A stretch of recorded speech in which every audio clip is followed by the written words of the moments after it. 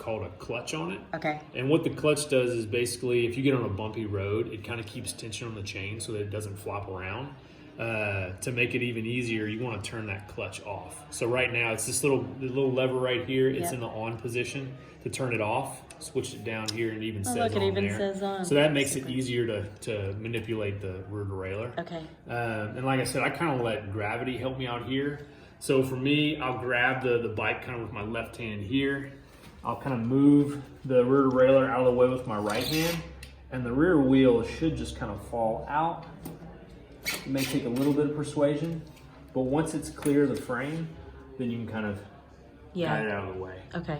To get it back in there, so basically just kind of guide the wheel in between the stays there. And then I'll actually, keeping that hand on this part of the frame, I'll kind of guide the rear derailleur on that cog, that third to smallest cog, where I set it. Right. Because that's the position the rear derailleur's in. And then just kind of, again, let gravity work for you.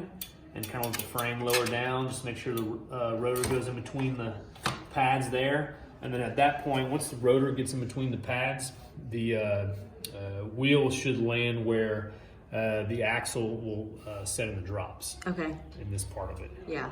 And the way you know you've done it right, obviously, is when you go to put It the actually through axle slides in. through. Yeah, it should just slide through. And then once it starts to thread, you know it's in there properly. So. Okay. Now, one thing to note too, and I've seen this happen on this style of derailleur. So this hanger here is bolted on the frame by this bolt here. Okay. Because of that, sometimes this hole, the hanger and the derailleur can kind of pivot.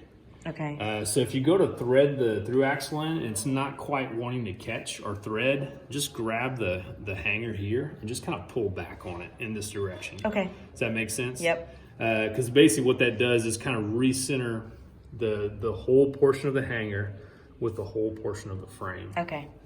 And then, recheck, and it should thread in, which it is now. And again, just thread it tight enough, kind of like the quick release lever, tight enough to where it's not going to come off. Yeah. But not so tight that you need an impact wrench to get it off. So that's it. Cool. And I put my clutch back on? Put your clutch back on. Yep. Neat.